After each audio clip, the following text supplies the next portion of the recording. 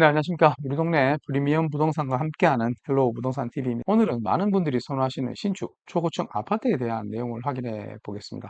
나도 한번 살아봤으면 좋겠다 이렇게 생각하시는 분들이 많은데 초고층 아파트에 대한 이야기입니다. 실제로 입주하신 분들 이야기를 바탕으로 확인을 했는 사실을 한번 확인해 보고요. 이게 뭐 많은 이렇게 많다, 저층이 좋다, 초고층 아파트 안 좋다 이런 말 많지만 결국은 얼마 전에 대구에 두류역자의 초고층 아파트에 대한 조합원 자격 상실 잔여세대 처분이 있었는데 무려 최고 경쟁률이 80대 1이 나왔습니다. 과연 이 초고층 아파트의 인기는 뭔지 한번 확인해보고 실제로 우리가 들리우는 고층 아파트에 살면 뭐 어떻다 이런 게 사실인지 한번 같이 확인해 보도록 하겠습니다. 먼저 온도 차이가 좀 많이 나는 것 같아요. 이게 또 단점으로 생각하시는 분들도 있는데 일단은 체감 온도가 차이가 많이 납니다. 특히 고층, 요즘 신축, 단열이 잘 된 아파트들은 초고층을 떠나서 저층이라 해도 햇볕이 낮에 잘 들어오는 남해안 같은 경우에는 매우 덥습니다. 겨울철에는 진짜 난방하는 날짜가 5일이 안 될 정도로 매우 단열 기능과 채광이 좋은데요. 하지만 여름에 좀 문제가 될 수 있어요. 여름에는 진짜 에어컨 없이는 환기가 없는 상태에서 매우 덥습니다. 그렇기 때문에 거실에 두꺼운 커튼이나 블라인드는 거의 필수인데요. 썬팅도 아마 좀 도움이 될 것 같아요. 전 해봤는데 좀 만족한 수준의 성능을 보여주고 있습니다. 하지만 얇은 커튼 하나로는 절대로 불가능하니까 이게 장점인지 단점인지 하여튼 특수한 초고층 아파트, 요즘 신축 아파트에 큰 이슈가 되는 것도 맞습니다. 그런데 어떤 보고서 따르면 고층일수록 뭐 습도가 기온이 낮아지고 산소량이 적다 뭐 이렇게 하시는데 하지만 그게 되게 과학적으로 이론은 맞을 수 있지만 실제로 그 정도 아무리 고층 빌딩에서는 50층 정도 가더라도 그렇게 큰 차이가 있는 건 아니라고 확인을 했습니다. 그래서 이 부분은 약간 좀 검증이 되지 않은 주장이라고 볼 수 있고 하지만 현재 매년 여름에 기온이 매우 상승하죠. 그래서 아마 냉방비 부담이 좀 커질 것으로 생각이 되는데 특히 에어컨도 사용해야 되고 인덕션까지 사용하기 때문에 여름철에 전기 사용료가 부담이 되는 건 사실입니다. 여기에다가 특히 500세대 정도도 공용세 부분에 대한 관리비가 좀 높던데 적어도 한 600, 700세대를 넘어가야지 그나마 조금 이런 초고층 주상복합에 대한 관리비 부분에서에 대한 단점이 안 되는 부분인 것 같습니다. 이런 부분이 차이가 좀 있고요. 그다음 엘리베이터죠. 항상 이게 늘 사용하면서도 저렇게 50층까지 꼭대기 올라가는데 엘리베이터 시간 많이 걸리는 거 아니냐 뭐 이렇게 생각할 수 있는데 사실 없다고는 할 수 없습니다. 살아보신 분도 그렇고 저도 이용해 보니까 이게 출퇴근 시간에 특히 학교 등교 시간에는 어쩔 수 없이 잘못되면 많이 기다려야 돼요. 특히 프로그래밍이 되게 중요한데 이 부분을 좀 개선하거나 저층 고층을 나눠서 하거나 하면 조금 커버는 됩니다만은 아무리 그래도 중층 아파트보다는 조금 복잡한 거는 맞습니다. 하지만 안전성의 문제를 말씀하시는데요. 신축이라서 안전성의 문제는 더 좋은 것 같아요. 속도도 훨씬 빠르고 그렇기 때문에 예전에 뭐 30년 넘은 아파트에서 엘리베이터 사고 나곤 하는데 사실 이렇게 되면 맞아 고장이 났을 때는 좀 문제가 되긴 합니다. 40층, 50층까지 걸어 올라갈 수는 힘드니까요. 이런 부분에 차이가 또 있다는 말씀드리고 건강에 미치는 영향들 많이 말씀 나오죠. 하지만 이거는 뭐 저층 8대 나오는 이야기일 수도 있다고 생각해요. 하지만 그거는 뭐 개인 간의 취향 차이일 수 있으니까 여러 가지 뭐 확인해 봤습니다. 임산부 유산 등 이건 아무 관계는 없는 걸로 확인이 됐고요. 건조함에도 차이가 난다고 하는데 그거는 어떤 정상적인 논문이나 이런 실험 결과는 없었습니다. 그런 부분은 없었던 걸 확인했고 그다음 화재 안전인데요. 이게 단점이 화재 비상 상황에서 대피 어려움이라는데 대피 어려움이 있을 수 있습니다. 물리적으로 왜냐 50층 뭐에서 내려오는 거라 보다 10층에서 내려오는 게 훨씬 더 빠르기 때문에 그렇겠죠. 하지만 또 10층짜리 아파트하고 50층짜리 아파트가 다른 점이 뭐냐면 최첨단 기술들 특히 의무사항이 되는 여러 가지 스프링클러라든가 그다음에 소방차 진입 어떤 부분에 대해서 바로 근접하게 진입을 할 수 있도록 만들어져 있기 때문에 이런 부분은 또 장점이라고 볼 수 있습니다. 훨씬 더 화재 확률이 퍼지는 확률이 더 적을 것 같아요. 하지만 대피 측면에서 보면 단점일 수도 있다. 그리고 또 뭐 캐나다에서 연구 결과가 저층에 대해서 저층 거주자에 비해서 고층이 외부에서 심정지 생존율이 낮다는 보고가 됐는데요. 이거는 또 단순한 저층 고층의 문제는 아닌 것 같고 여러 가지 요인에 의해서 있기 때문에 무조건 단정적으로 말씀드릴 수는 없을 것 같습니다. 그래서 화재 안전 부분에 대해서 제가 봤을 때 별 문제가 없다. 단점이라고 말해도 별로 단점 같지 않은데 장점이 훨씬 많죠. 역시 비유죠, 비유. 50층, 40층, 30층만 넘어가도 앞 건물이나 없으면 진짜 탁 트인 뷰 대해서는 정말 큰 장점입니다. 그다음 최강은 말할 것도 없죠. 더 최강은 너무 심해서 차라리 더 단점이 될 수 있을 정도로 최강이 좋습니다. 그다음 프라이버시 보호 이것도 마찬가지죠. 고층 아파트 아닌 쪽에 살아보신 분들은 대부분 저녁 시간에 내부의 실내에 불을 켜면 아마 커튼으로 닫지 이렇게 막아야 되실 텐데 고층은 그럴 필요가 없습니다. 더 이상 시야적으로 보실 필요 없기 때문에 프라이버시 측면에서도 매우 큰 장점을 보여주고 있습니다. 사실 이 장점이 매우 커요. 그게 이제 데이터로 나옵니다. 초고층 아파트의 자산 가치는 확실히 높습니다. 30층 초고층 아파트의 수도권 평균 금액대가 약 17억이고요.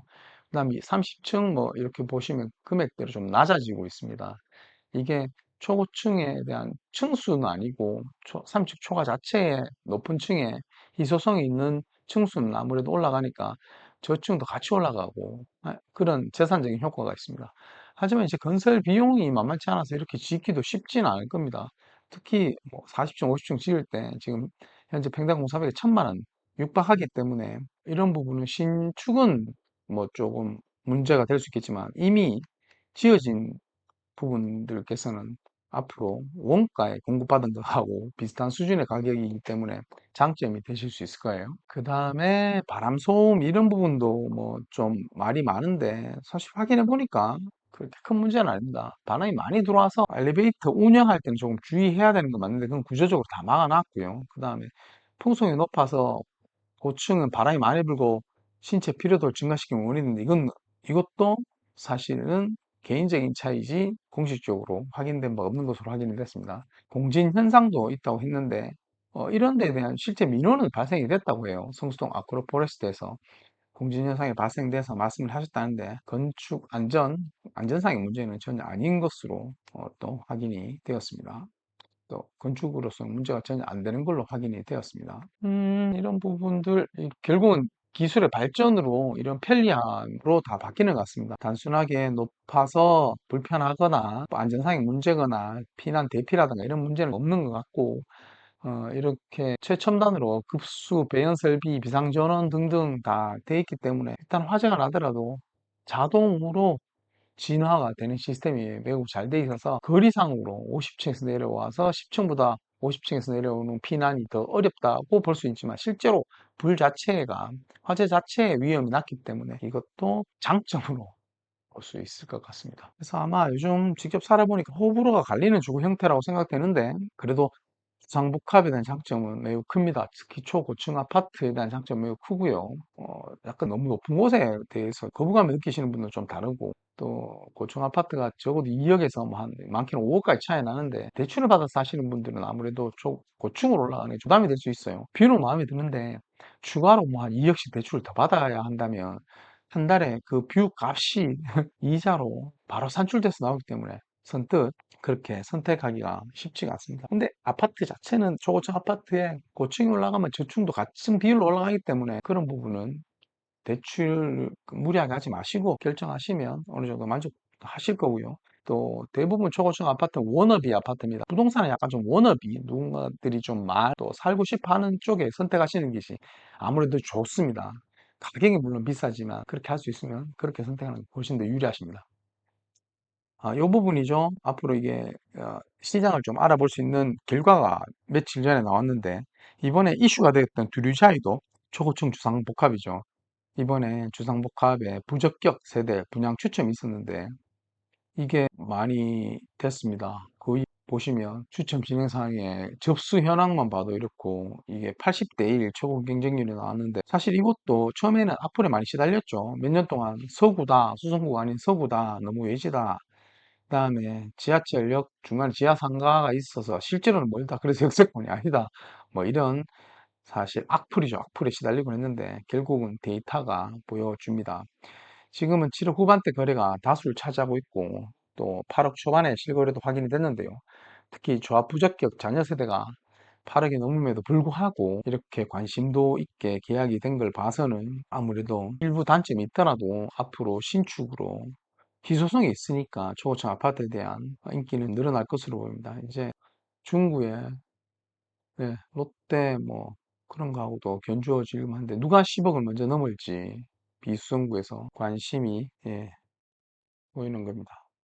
관심이 뜨거워지고 있는 상황입니다. 초고층 아파트 장점, 단점 많다 하더라도 결국은 어, 본인들이 판단하시는 겁니다. 지금도 좀 저렴한 지금 상업지역에 대구에 많이 지어졌기 때문에 대부분 초고층 아파트인데요. 잘 구분하셔서 조금은 세대가 많고 이런 단지에 접근하셔서 뷰에만 너무 이렇게 꼭 파묻혀서 하시지는 마시고, 하지만 지금 좀 저렴하다 이렇게 판단 내시는 분들은 선택지에 좋은 선택지가 될 수가 있습니다. 온라인 커뮤니티에 보시면 많이들 물으시잖아요. 이거 어때요? 이거 뭐 이거는 어떻습니까? 이렇게 묻는데 좋은 말 하는 분 잘 없습니다. 바로 얼굴 보이는지 누군지도 모르는데, 그런데 뭐 물어봐서 감정적인 반응에 그렇게 휘둘리지 않으셨으면 좋겠습니다. 과거 사례를 보시면 버머 W도 입주 때 뭐 주가번 나가면 2억이라고 온라인 커뮤니티에 근거 없다 해도 그런 소문이 파다했었어요. 그때 급매물 사신 분들 잘 없지만 그게 정상이었으면 지금쯤 이런 시세를 맞추신 분들은 아무도 안 계셨을 겁니다. 그러니까 악플이나 또 과다한 찬사도 뭐 좀 걸러서 확인을 하셔야 되고요. 실거래 데이터 반드시 좀 확인하시고 전체적인 거래 흐름, 주변 상황도 확인하셔가지고 접근하시면 될 것 같고요. 소규모보다 대규모 당연히 낫겠죠. 그리고 미래 발전 가능성, 결국은 물가가 올라가면 현물 자체의 자산 가치는 더 커질 수밖에 없을 것 같습니다. 다른 부분은 참고하시면 되고, 주상복합, 초고층이 살아보니 어떻더라 하는 말들 다뭐 근거 없는 이야기고 실제로 장점이 더 많다. 이런 부분 오늘 정리가 될 것 같고요. 앞으로 또 두류자이 또 전문적으로 하신 우리 소장님 모셔가지고 시세 변동, 또 주의사항, 현재 시장 진행 사항 등을 확인해서 고정 댓글로 또 연결해 놓도록 하겠습니다. 오늘 여기까지 하고 또 좋은 컨텐츠로 찾아뵙도록 하겠습니다. 감사합니다.